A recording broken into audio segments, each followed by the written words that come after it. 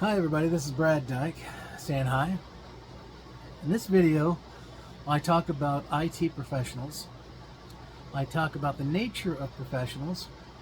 And as I put these videos out to help people who are trying to become that kind of a person in their lives, an IT professional, I thought a basic 101 about that would be good. And then later, I'll talk about things like how do you mentor, how do you interact, how do you work with executive leadership, and so on and so on. So with this video, we're talking about the basics. How do you be an IT professional in this world, which is so different than it was 10, 5, 15, 25, 35 years ago, or 45 years ago?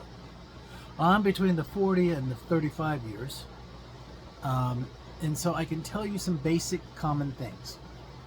One, to be an IT professional means you have to be able to do the very first thing. Be humble. Why? Well, unlike the days when I started, when the great era of mainframes was being retired and replaced by x86 based platforms, the number of technologies that were out there were fairly limited. But 25 years later, there are by the thousands now. And in some cases, they're micro-layered even more than just a few thousand, which means you're in an arena that is very sobering and very real in regards to how you deal with what you're trying to be an IT professional. Now, two, first, you're being humble. Second, be realistic. One principle, standard, protocol at a time. Now, there are roughly about 44 protocols in this industry right now that addresses everything. So you don't know anything. Knowing that, you have to be realistic. When you start to learn how to work with binds to protocol, in other words, DNS, or you start to work with TCP protocol, or SMTP, or so on and so on, SNMP, and so on, you begin to learn the nature of how these protocols function, but you also need to learn how they interact with other protocols, and you also need to understand when they don't. So take one protocol at a time. Now, this is where college is really valuable. You can take classes at night, or you're in high school getting ready to go into college. But let me be honest with you about college classes. College IT classes are so far behind in what is real world today that all they can do is prepare you for the realization of how active we are out in this industry doing what we do every single day. The real experiences that you'll find can become from like vocational IT classes that make you interact directly with companies and entities and so on. Not that I have anything against college. College is very important. You have to learn how to discipline yourself before you can do any job.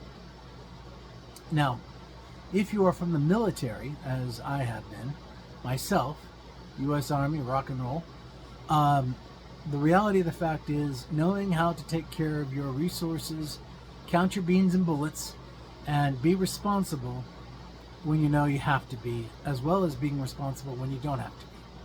The end result is that you're able to be a very reliable individual who finishes what they start.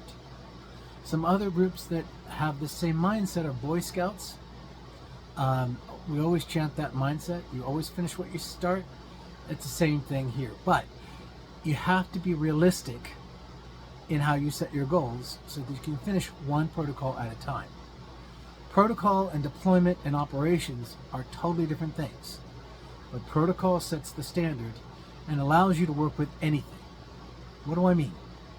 Well, if you look at TCP/IP, which is the transport protocol out there, and the internet protocol out there that we use every day for everything, all devices, all tools, all vendors, even though they may try to make it look different, all have to follow the rules of the protocol.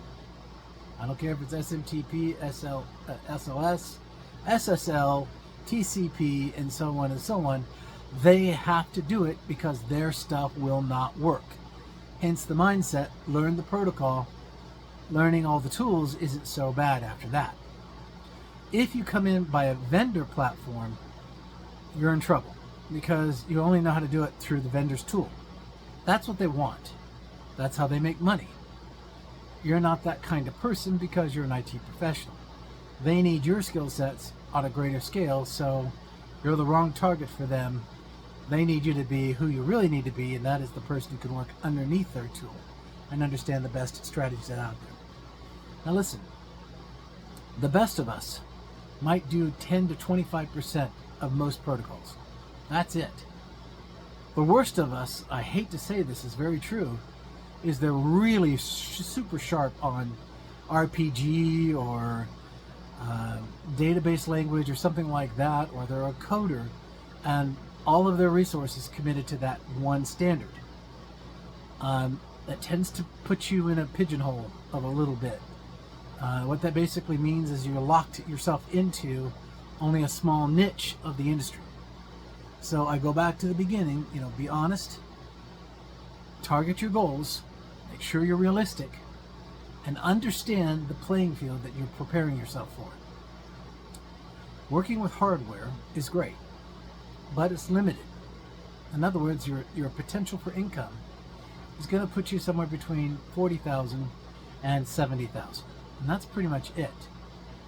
Operations environments are not an easy statement to say because an operation of, let's say, SAP is different than HANA, which is different than OA support, which is different than corporate application tool operations support, and so on and so on. Don't think of operations as somebody sitting in a console with lots of little cool screens and stuff like that. No, it's a due diligence process, start to finish. Repeat it over and over and over, 7, 10, 20, 30, 40, 50 times a year. And that is your operational capacity to do whatever tool you're doing. So when we go back to being realistic and you're looking at where you want to be in the IT world, take a little time, look at it, decide, hey, I'm going to play in code, but I'm going to make sure I know 4 different code systems, and usually they're relational, like Dash and PHP and so on. You might say, no, I want to go into design, where you're designing hardware. Very potentially lucrative, but a very focused area. Yeah, excuse me. So with that being said, we've talked about being realistic, and we asked you to open up, look at the fields that are out there, and pick the thing that is what you think the best. Now, I have to say this now, because this is where the other mistake happens. In your head, you think you need to know and make X, and you have to have a certain lifestyle of Z or Zulu, and you have to have a certain status of Alpha, right? No, you don't. It is a mistake. Look, I get it with parents. Parents want you to be successful. They want you to be a doctor. They want you to be an engineer. They want you to be blah, blah, blah. They expect that you would live similar to themselves, and we tend to put ourselves, this baggage on our backs when we do that. Let me make a suggestion. If you truly love what you do and you get a paycheck, you're on the right track. Your career is not your life. Remember that. Your career pays for you having your life. That's all it does. You need to have a girlfriend, a boyfriend. You need to have a life. You need to have hobbies. You need to go hiking. You need to have all of the rest of it. And that's how it should be.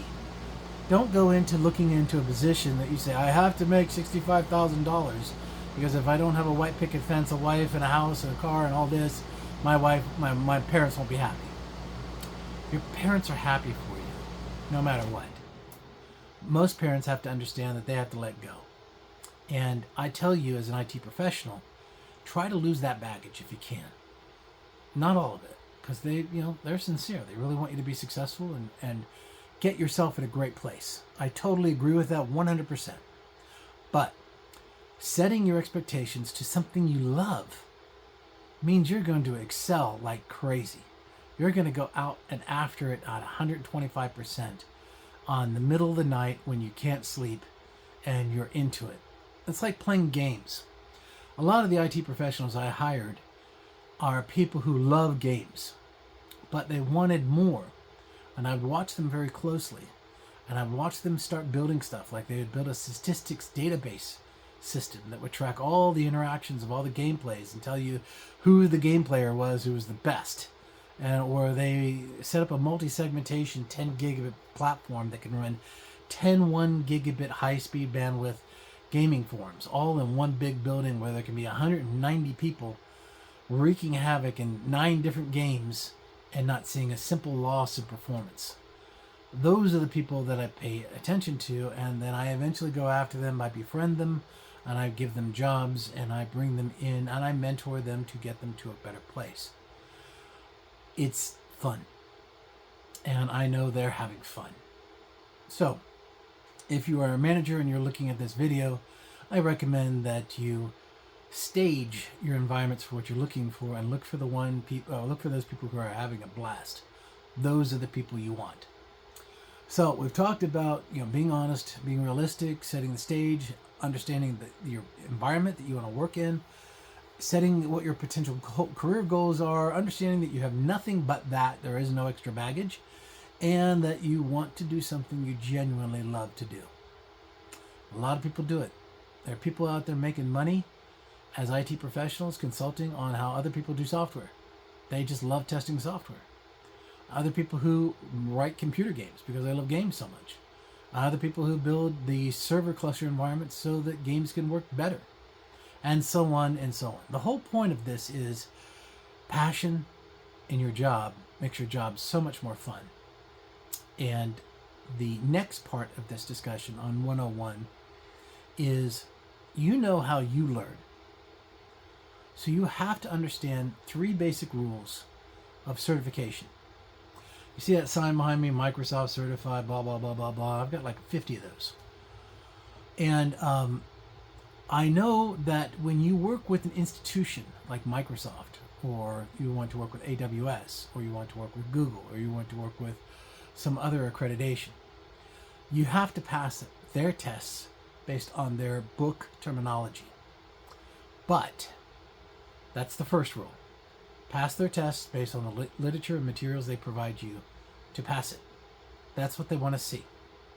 Secondly, understand that it is a test only. Thirdly, it's a certification to be exact. That's it. Now you're ready for your day job. As much as that test and that material that prepared you for that test, the surprise is the fact that it is just there to prepare you. So, this is an Intel certification right here. Microsoft, not Microsoft, but Intel. And I tell you, once you've taken the test, you haven't done anything. That's the truth. What you've done is you've studied for a test. The reality of the fact is you have to understand that it doesn't add up much. It tells them that you finished what you started. That's important. Yes. So you took the test and you did it. Great. Now, it's time for step 2. And that is really know what you're doing. Now, what I mean by that is Microsoft was notorious for this. AWS is kind of like this too. They tell you what they want you to know because it makes them money. The truth of the matter is there is a lot of functionality in AWS that you're paying for they don't necessarily let you know about. They want you to pay more for other things that use the very principled things at the beginning. That's right. This is a company who's out to make money. Same as Microsoft. And they do these things and they try to get you to believe in and flow that way.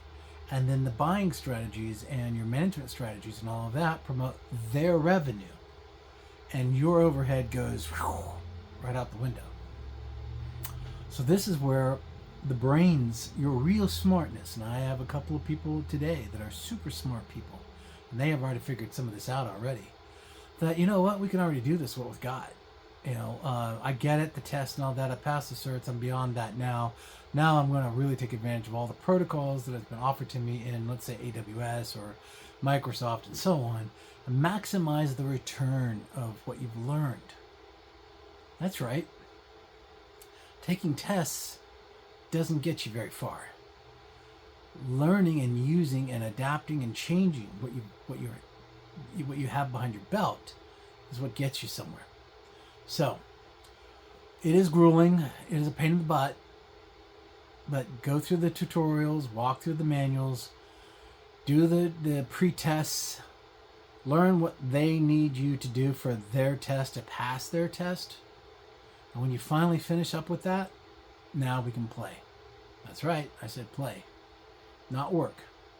If you look at it as now we can do some work, then you've already got a bad attitude, in my book. It's playtime, workshop time. We create workshops where we let our people have their 20% of their job, because technically speaking, an IT professional should be 80% on job supporting operational roles and 20% learning new things. And I use workshops to give my people that breathing space. So they can do that very thing. So with that being said, the strategy of getting in the door, i.e. you have a cert of some type of accreditation, and you're in the door and somebody's paying you income to do a job. So that leads you to the next thing. 101 professional IT guy or gal must know how to manage their time.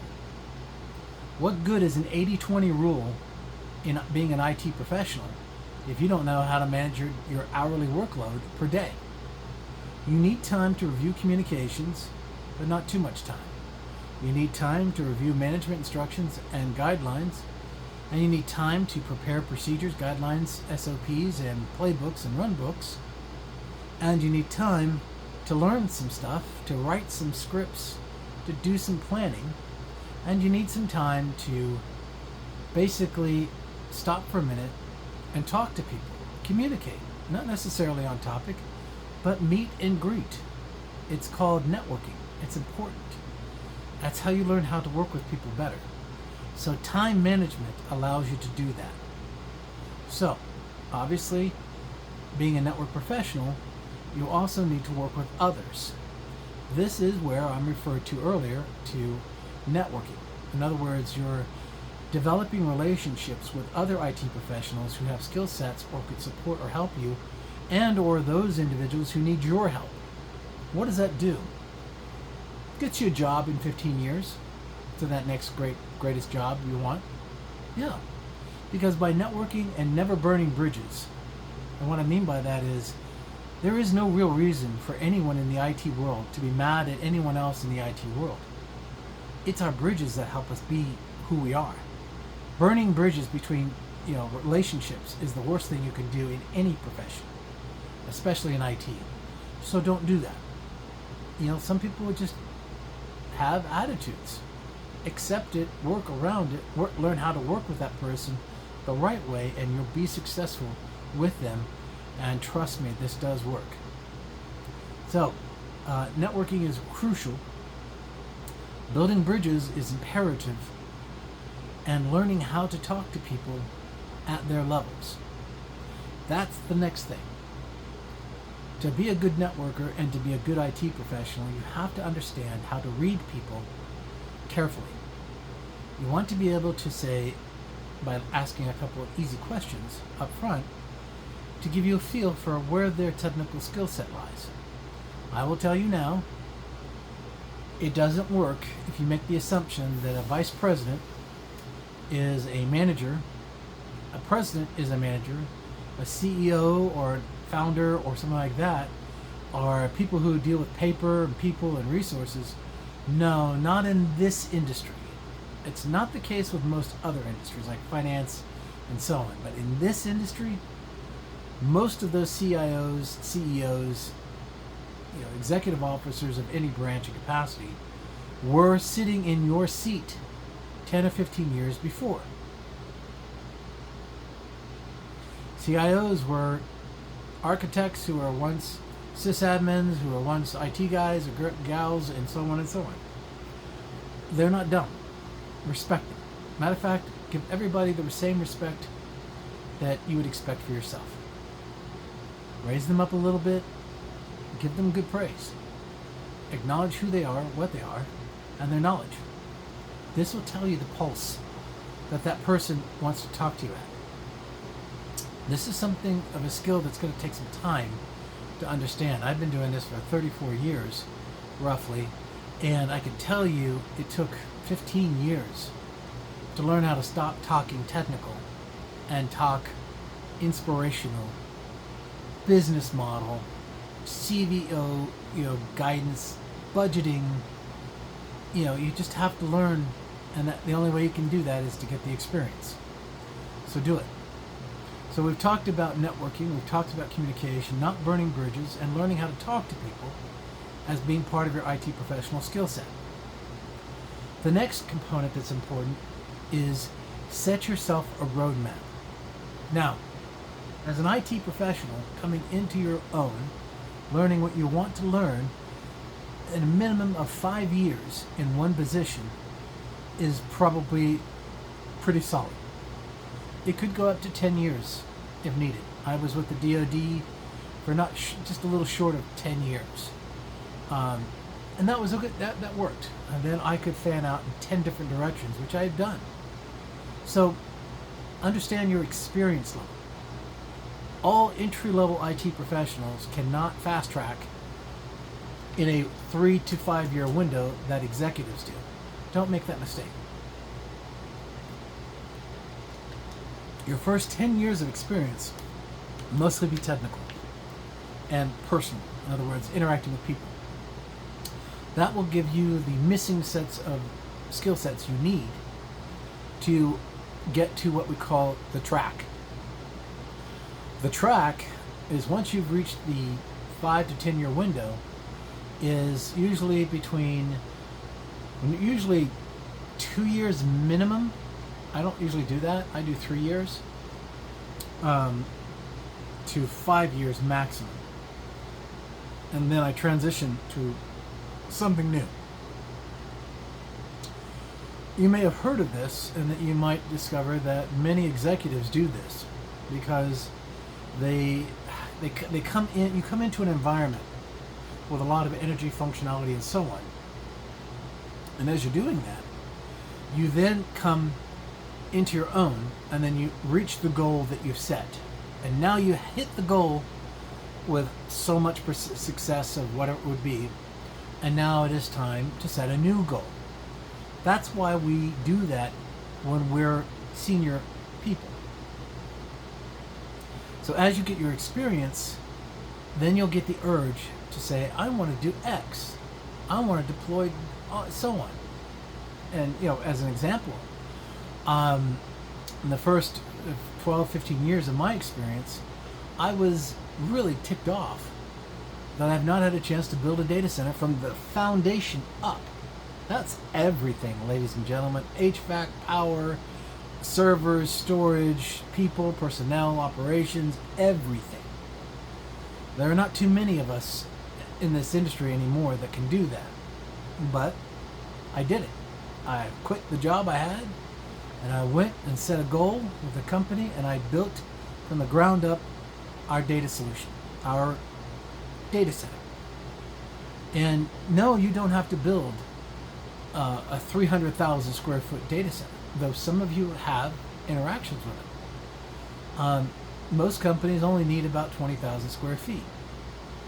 It was a great experience. It was a goal I set, and I did it, and I quit that job once I felt everybody was good. I mean, I got the center built, I got everything put in place, I hired the people, I mentored the people into their roles and responsibilities, got them to become the operations I needed them to be, and I began to step out of that role, and then I realized I'm not needed anymore.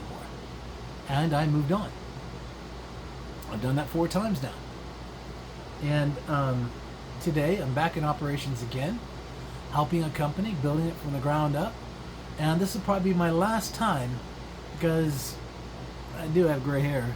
You know, it's a young man's job. But one last spin just to make sure that I've got the best go around, and that's how I refresh myself as an architect. I jump right into the fire and with everyone else for a few years and come back out, and I'm a strong architect again. But in a nutshell, that's what drives me. It's fun. I love it. The paycheck comes later. It's not about making money. It's about doing the right thing that gives me the passions that I like to do every day. Gets me up in the morning, makes me worry, because I want to be successful at the end of the day. So that is the other piece of this, and that is, how do you develop a track to get yourself to that next place? The last component is going to be super critical to you. And I have done this for 35 people so far, and I have 5 more under my wings today that I'm working with, and that is indirect mentoring or direct mentoring. Mentoring is not teaching. I have nothing against teachers, but when you're in a classroom, you're not in the real world. Mentoring, you're in the real world, and somebody stopped their workloads to come over to see how you're doing, to care and feed for you, so that you feel that you have the right support, that there's help there for you, and that you're not alone. It's so important to know that you've got that extra person who's got more seniority with you, sitting down and giving you those pointers, the suggestions. The times when you think you've done something too much, and they say, no, you're spot on, or the opposite. Like, hey, dude, you're kind of killing yourself here. Let's just take a break. Let's go get some coffee and sit down and talk about your family or something like that, because sometimes you just got to put everything down and walk away and take it from there. So in the nature of mentoring, there are 2 parts of mentoring. The part that I won't talk about right now, and that is the mentor. What I'm going to talk about today is the mentoree. That would be you, the one who wants to become an IT professional. I created all of these videos that I do to give people insights, information, and just ways to think outside of the box. Free information to get you where you need to be. And everybody learns differently. My videos may not work for you, or they might work for you. You are the mentoree. You know what works for you. So you are the one who's going to have to say, I like this person, or I need someone else. Nothing bad about that person. I just can't relate. He talks over my head. He's not, I don't understand him. He doesn't talk well. He or she has personal problems that seem to interfere with their mentoring of you, and so on and so on. The most successful mentoring is when the mentoree says, hey, I have a question. And if you feel you can't do that, then you've got the wrong mentor. And they're not going to be offended. At least they better not be offended. Because it's a lot of energy to stop, mentor, and then get back to what you were doing. You communicating with them allows them to know that they're being successful in supporting you, or they need to get you to the right person who can help you. It's true. You'll never be able to help you if you don't tell him that he's helpful. Don't forget that. Communication, communication, communication. Now, mentoring has been discussed from a mentoree's perspective. To be the mentor, that's a different video I'll do later. It's a complicated process, and not everybody's a mentor. Now, with that being said, the last component, which relates to something I said just a few minutes ago, communication, communication, communication. There is bad communication, and there is transparency. Let me explain that in a better way. My son has this down very good. He's an IT guy. He's in the first few years of his profession, and when you communicate to somebody, like he does, you want to be transparent in the execution of what you're trying to do. If you move into dev operations, or DevOps, you'll understand the nature of this due diligence, is what I call it.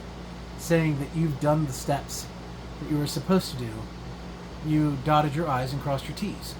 And that type of communication, explicitly denotative, that means dictionary level explanation of the steps you took. The other way to communicate is bad. It's connotative communication. Avoid it, avoid it, avoid it, avoid it, avoid it. What is connotative? It means you read into it what you read into it. In other words, it's vague. It has holes. It has innuendos. It has indications but without specifications. It's basically saying something but saying nothing, in a nutshell.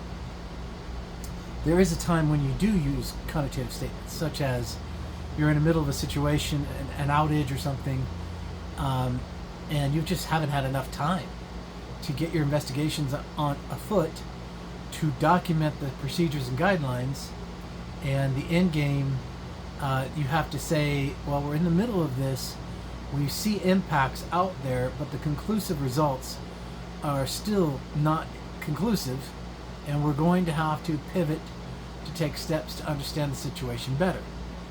That was a lot of nothing I just said. Kind of sounded okay, kind of said I was on target, but I'm not on target because I don't know what I'm looking for yet, but I know what when I see it, and we're gonna go start to do that soon. That's connotative. What is a denotative statement? Well, a denotative statement would say, well, we've identified the outage point, and the protocol port ID is X, Y, and Z. Those point of failures occurred X, Y, and Z, caused by a specific task job of Alpha, Bravo, Charlie, and these give a lot of problems with what you've got. So I kind of like to think of, when I made that statement to you, I explained in detail actual points, protocol ports, and so on and so on and so on. And being denotated is like being a calculator. It can only tell you from the results you put in it what the answer will be. Be denotative, whenever possible. Why? Because communicating in a transparent way means there's nothing to hide. And you've got nothing to hide. And if you've done something wrong, okay. It's all right. It happens. The one thing you do not do in the IT profession is hide something that you did wrong. You don't do it. If you miss something, say, my bad. Sorry, I missed this. We'll do better. That's what you need to say. Be forthcoming, be honest, and be clear. There are times and points in life where you might be challenged in being honest. This is the last part of Professional 101. Being ethical, having morals, being considerate of others first. Kill them with kindness and have the sense of doing 110% at all times. What I'm referring to is this has happened to me 3 times in my profession where somebody asked me to do something unethical. And I just said, nope. They broke trust with me and I was the terrible guy in the room, but I wasn't going to do anything illegal. I wasn't going to do anything that was immoral. In other words, it would hurt somebody, something, or take something. I wasn't going to do it. That wasn't why I was there, and they knew that, but they knew if they could coerce me into being on their side of a particular issue, they would win a situation which inevitably put all of them in jail, except for me, because I just chose not to. It is a choice. You see, being a kind person and killing everybody with kindness is a great approach. Yes, it's the good Lord's approach too, because he had nothing bad toward anyone, and neither should you. Morals are important because they do set us apart. And you have to have mercy when it comes to trying to reach goals for yourself and for those on your team. Most of the experiences that you'll have will be mixed, and this is one of those. Being ethically sound. Look, if you have a problem with another race, then you have a real problem. Because that's a lie. You cannot judge a whole color because of one man's actions. You can't call Asians something terrible because the one person may have done something bad to somebody that you know.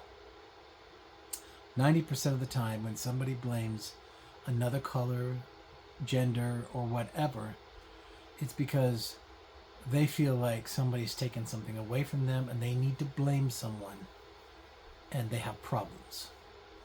The correct step is to help them with those problems. Help them see the truth. That nobody did anything. Nobody took your job away from you. You just didn't go after it. And all the other things that people blame other people for. Ethics are important. It's tough out there in the world for everyone now. We have minorities who are coming in, may they be male, female, black, white, Asian, Indian, American Indian, and so on. Even the white guy in the room, who is the worst of us all, right? Because it's the white guy was there first, and but not that way anymore.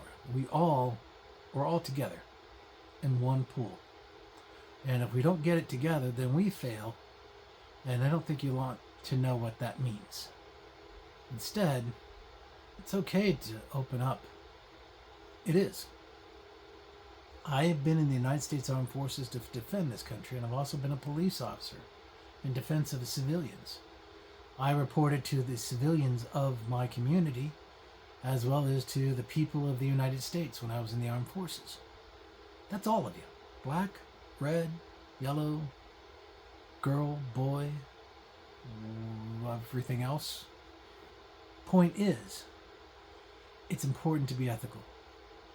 Driven by people's accomplishments, not by how you view them as people.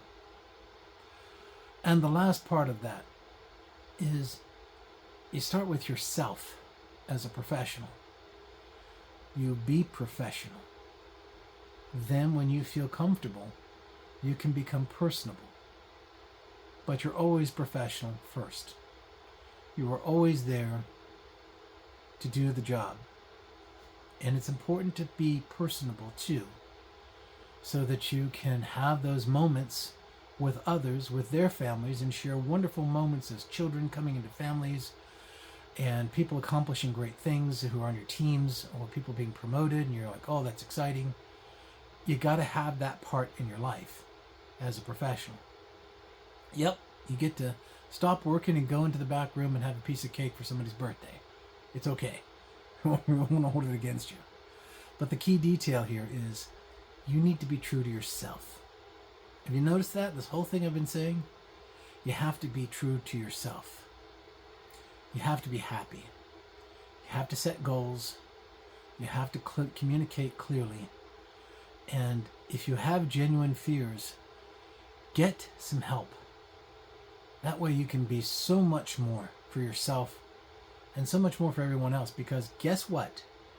As an IT professional who is on 24/7 watch, 365 days a year, you can't take care of anything if you can't care for yourself first.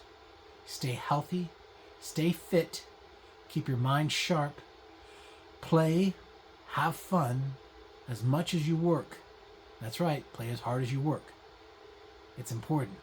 It gives you balance in life, because at the end of every weekend, you don't live to have a job. You're not on this earth to fulfill the contract of your obligations. All that does is pay for your life experiences. Gives you the tools you need to do all the other cool things like trips to Europe or excursions or your favorite hobbies, spending time in your church, whatever makes your day. Well, this is Brad Dyke signing off. Have a great weekend. God bless. And I'll let you go. Bye-bye.